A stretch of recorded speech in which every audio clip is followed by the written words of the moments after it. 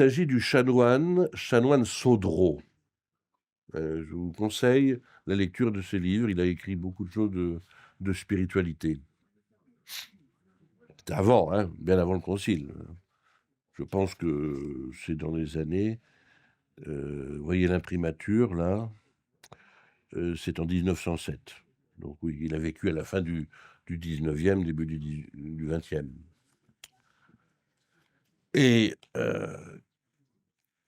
il dit, aussi les théologiens qui ont traité de ces questions ex professo, déclarent-ils qu'il y a faute mortelle pour celui qui a charge d'âme à ne pas exorciser ceux qui sont perturbés par le démon.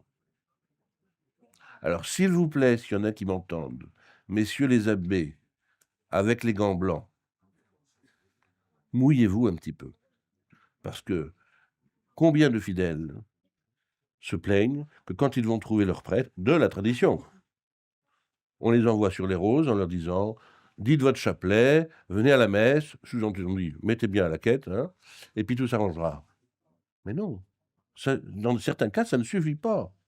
Si l'Église a prévu des exorcismes, si notre Seigneur nous donne l'exemple dans les évangiles d'avoir chassé les démons, et en précisant quelquefois même que certains démons ne se chassent que par le jeûne et la prière, c'est-à-dire que ça ne suffit pas de faire simplement les exhortations, là, hein, il faut faire pénitence, ça veut dire qu'il faut faire autre chose, hein, que simplement dire la messe et dire son chapelet, qui sont de très très bonnes choses en soi.